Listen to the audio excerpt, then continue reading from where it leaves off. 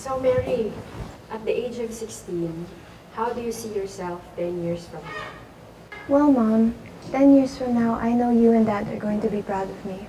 Because I'll be a doctor 10 years from now. Wow, doctor. I mean, you don't have to rush for everything. Rush everything? I mean, you have to balance everything. Kailangan may time ka para sa friends mo, may time ka para sa pamilya mo, and of course, dapat may time ka para sa sarili mo. I agree with you, Mom. Balance everything. Yung huling sinabi mo ang pinakagusto ko. Yung oras para sa sarili ko. Para mas may time ako na mag-vlog. Mas famous ka pa nga sa daddy mo eh. Sikat ka na ngayon sa social media. Ilan na nga yung followers mo? 1 million subscribers po. O, di ba? Ang dami na. Pinaghirapan mo kasi ang channel na yan. Ang hirap din mag-edit ng videos, Mom.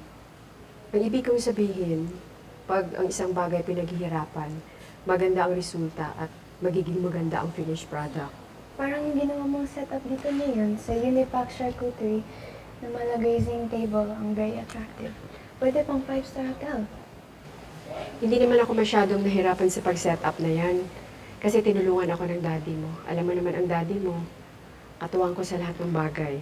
Yun kasi ang importante, Mom. Katuwang at nagdadamayan palagi. Yes, nagdadamayan. At kung ikaw, pag nahirapan ka sa buhay, dadamayan kita palagi. Nandito lang ako para sa'yo. Halimbawa, pag na-hurt ka sa love life, Love life?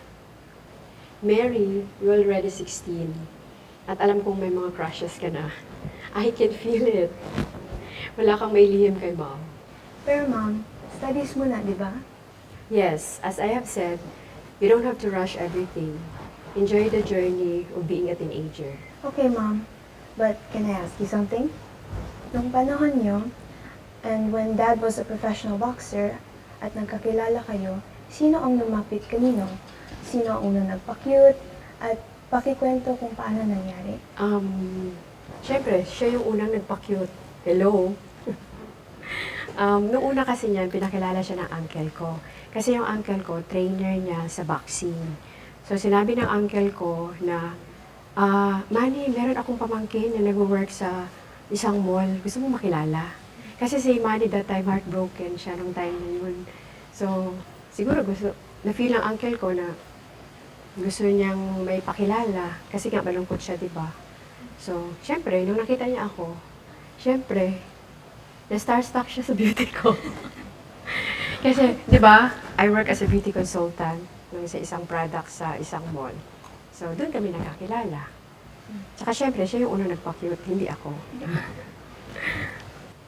Okay. Baka pag si Dad naman ang tanungin ko, baka ibang version sabihin niya. I'm telling the truth, Mary, my loving daughter. Okay, Mom. I trust you.